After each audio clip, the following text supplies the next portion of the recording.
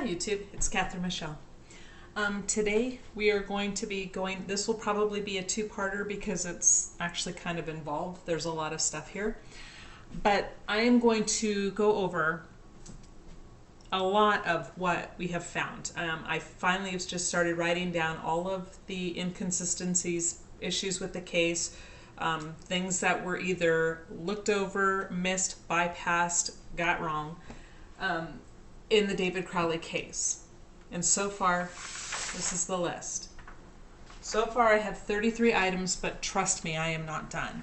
And I will not be putting everything on here. There's some things that I have found that I think need to stay quiet and not put out in a public forum until I actually send it to the police chief and the Dakota County attorney. Some things I think just need to be, kept quiet. I just don't think it should be out there. Sometimes you need to catch somebody off guard and say, here's the good pieces of evidence, so this is not a joke, this is what you've missed. And got to catch them off guard, because otherwise they don't generally take you seriously or believe what you have to say. And I don't want to give them time to come up with a different answer, not for these issues. But today we are going to talk about things that don't add up in the case. And the first one is the gun. The gun is 1 foot from David's left hand. In one of the reports it says it's inches, and in another report it says it's a foot to the south of his hand, south being toward the window. So that's a good 12 inches. It's from his hand. So it's not, I think a lot of people have this wrong by the way that the police described it. And how it's been talked about, that it was either in his hand, by his hand, real close. It was not really close to his hand. It was a distance away, yet somehow it mysteriously got over toward the window, a foot from his left hand, when he's right-handed and supposedly shot himself standing.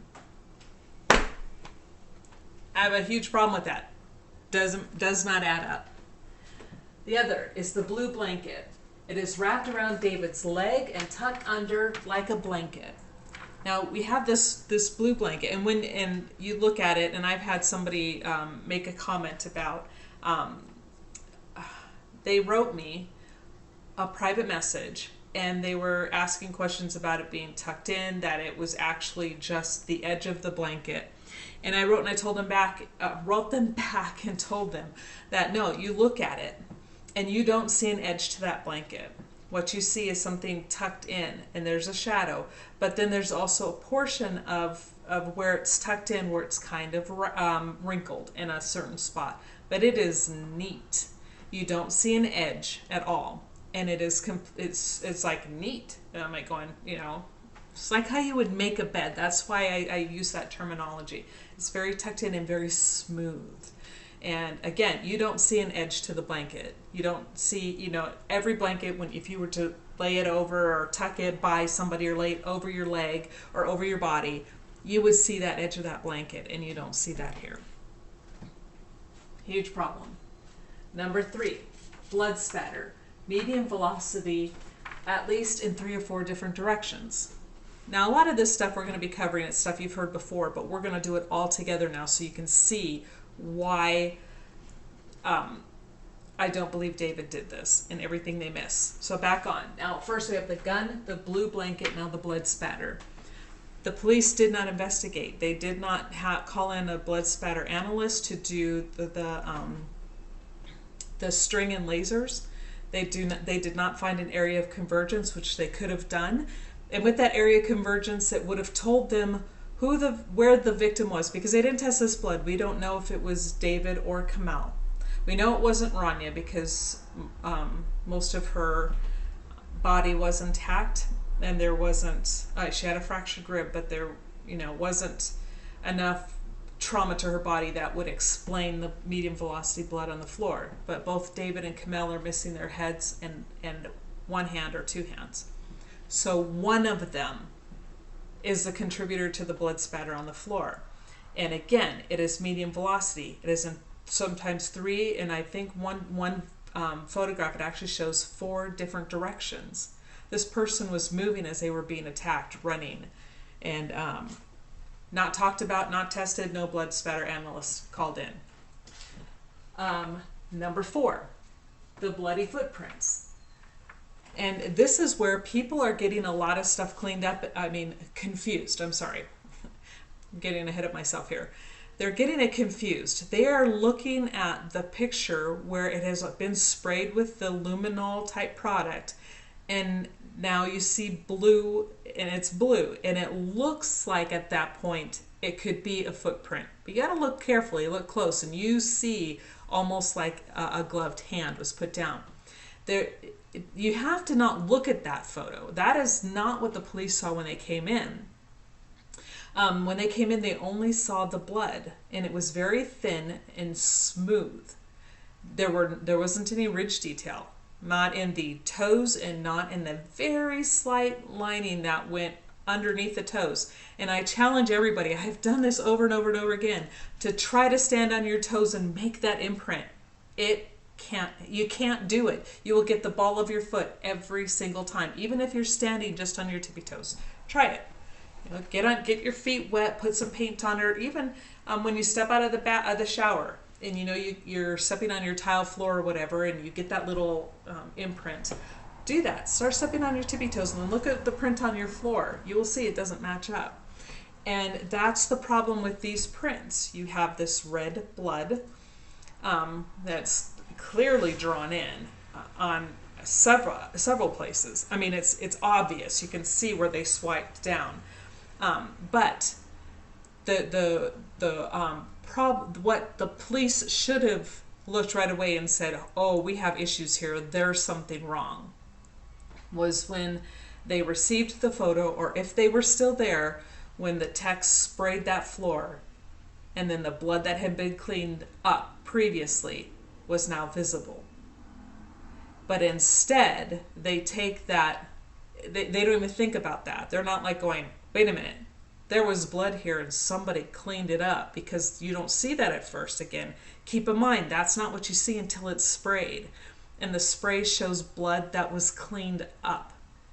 They have that. They have this area where it's been cleaned and something put on top of it to try to make them think it's a bloody footprint, and then they call it a bloody footprint. I mean, there you go. That right there. Again, another issue. Immediately, right there, they should have known that somebody who had committed suicide is not going to put the blood on the floor, wipe it up. Okay, wait, let me go put a print right back on top of it, and I'll just try to figure this out. The prints don't match the scene. Staging. That's called staging. Now, we have item number 5, and these are not in any particular order. I was just writing down everything I was thinking about. The bullet hole in the ceiling. It was not documented or seen by the police until February 18th. Now, the police and the crime scene techs and everyone were there at that house. Someone was there, a constant presence. From when the police first arrived, from the 911 call on the 17th until the early morning hours of the 18th.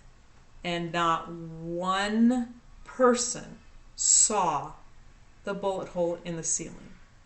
Nobody. You had the cleaning crew come in who found a bullet fragment wrapped up they are assuming it had been wrapped up in the rug, because when they wrapped it, were taking the rug out of the living room, a fragment rolled out. So, it came out of the rug.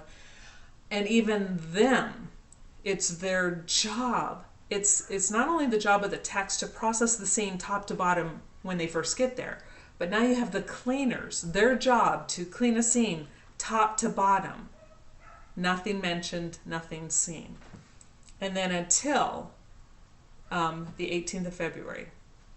That's a problem. I have a huge problem with that. Now, number 6. No bullet found or cartridge associated with said bullet contains or has David's blood. How did he kill himself? They don't have a bullet with his blood on it.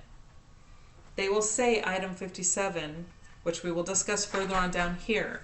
Item 57 was the bullet that he used to kill himself. But how? How do they say that when there is no blood on that? A bullet is not, and again, this is just as logic.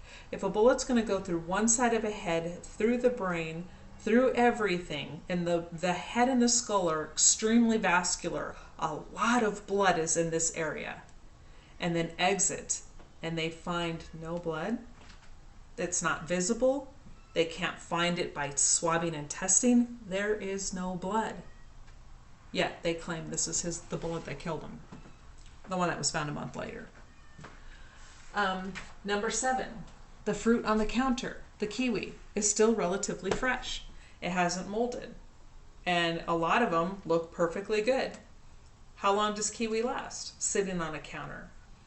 I don't think it could last for 3 weeks. And I think that points us more toward that they truly had not been there for 3 weeks. Dead for 3 weeks. And number 8, the back door's ajar.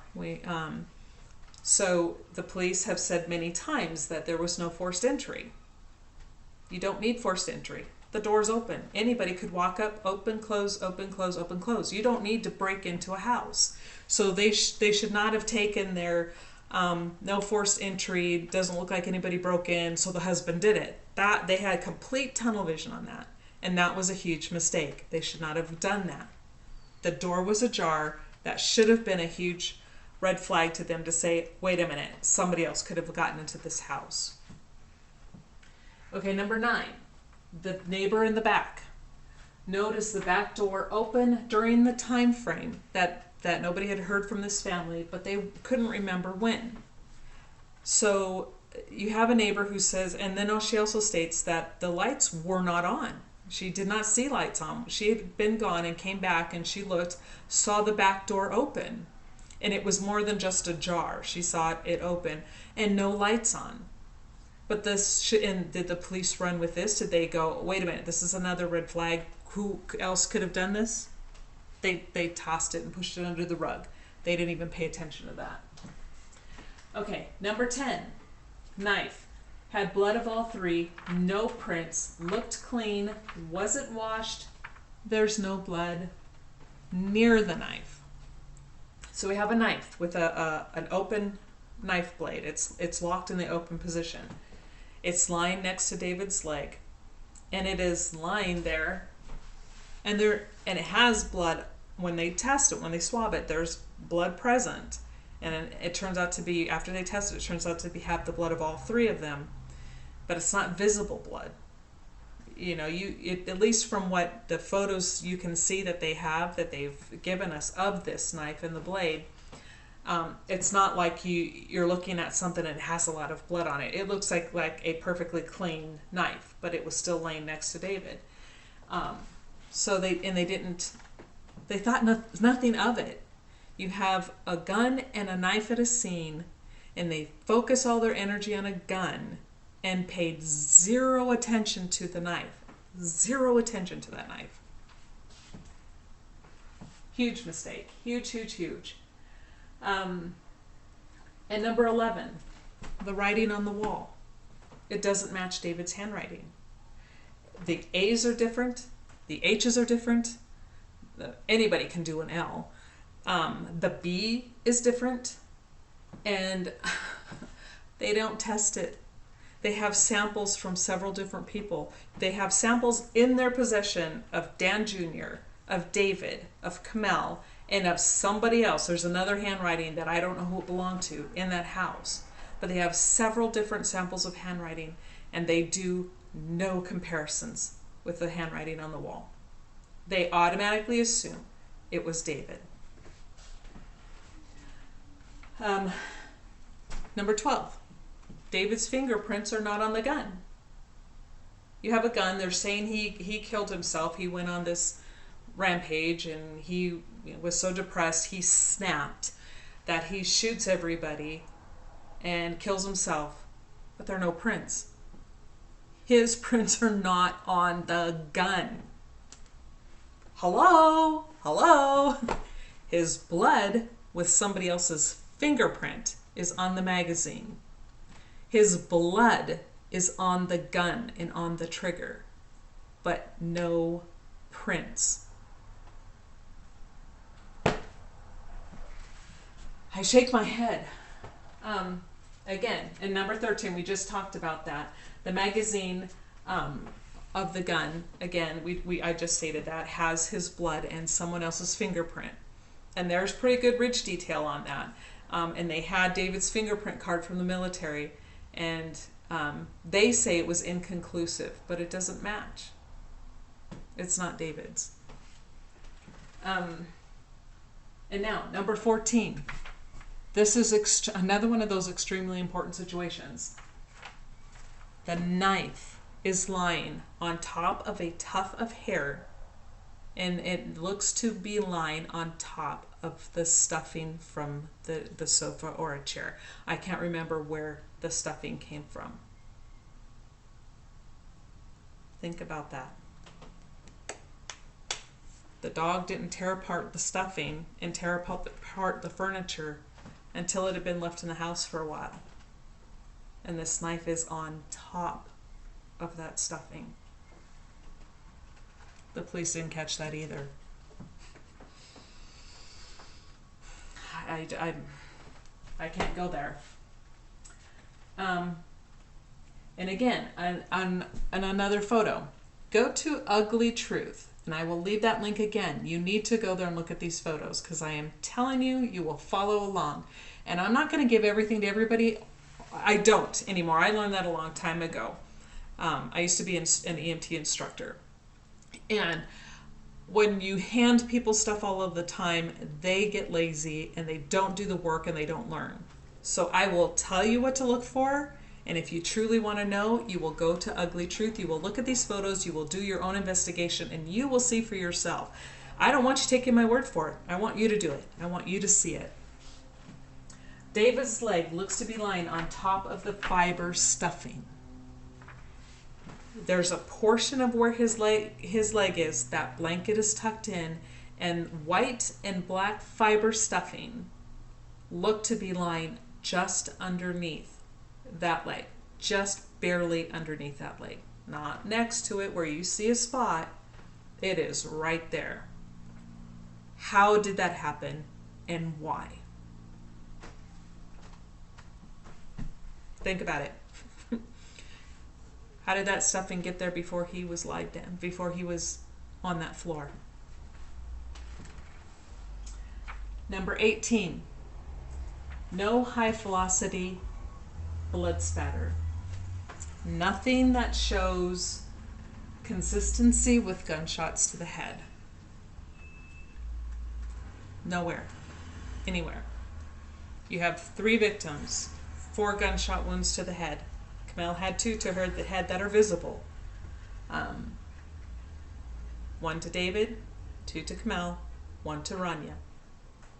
4 gunshot wounds to the head, and 0 high velocity blood spatter. 0. Number 19, not enough dog feces. You read in their reports, and they say they walk in and there are dog feces everywhere, all over the floor. Again, go to Ugly Truth, and you have photographic evidence of almost every aspect and every area of the floor in that house. And it is not everywhere. There's a little bit on the rug where the bodies were found. There's a little bit, 1 or 2 spots by the back door, 1 in the bedroom, and then downstairs. And as far as I saw in the photographs of upstairs, that was it. And then downstairs, there's a small area when you come down the stairs and you walk in. There's a small area with maybe about 15 or 20 little sections of poo, and then only 1 other place in there where there's another section that has just, I think, two poops. Most dogs will poop at least 2 or 3. You know what I'm talking about. Each time they go, there'll be 2 or 3 little poops. So I counted them individually, and I counted 29 little individual poops. Now, if a dog is going at least 2, let's do benefit of the doubt and do 2 poops for each one. That is what? Roughly 15. 15 times the dog went poop.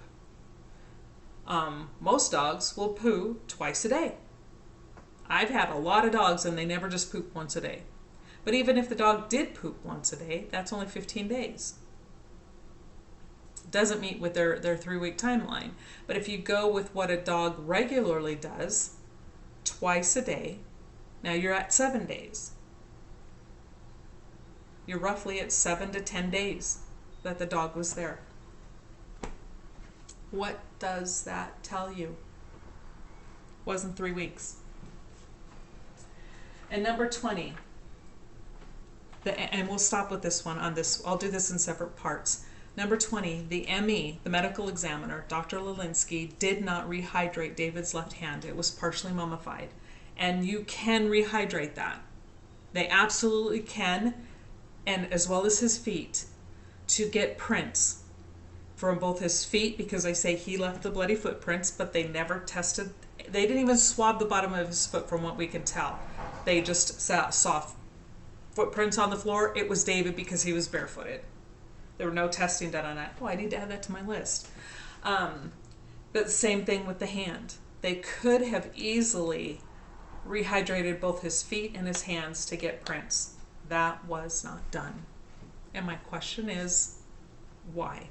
Now, we've covered the first 20 items, and there'll be more, a lot more. We will cover 21 through right now 33 in the next video. But think about all of this. Let's do it briefly real quick. Gun is a foot from the left hand. The blue blanket tucked in. Blood spatter medium velocity. Bloody footprints are not footprints. The bullet hole in the ceiling was not found until February. No bullet for David with his blood on it. The fruit on the counter still looks relatively fresh. The back door was ajar. The back neighbors saw the door open and the lights off. The knife had blood, but no prints, and it looked clean. There was no blood near the knife. It was not lying in a puddle of blood. The writing on the wall doesn't match David. David's fingerprints are not on the gun. The magazine has David's blood, but somebody else's fingerprint. The knife is on top of it's on top of stuffing and the hair. Why? The stuffing looks to be underneath the blanket. That's tucked in under David's leg. No high velocity blood spatter associated with gunshot wounds. None. Not enough dog feces in that house to say that that dog was in there for 3 weeks. And the medical examiner did not rehydrate David's left hand and or feet to compare. So think about that. Look at the links, follow the link, look at the pictures, and I will see you in part 2.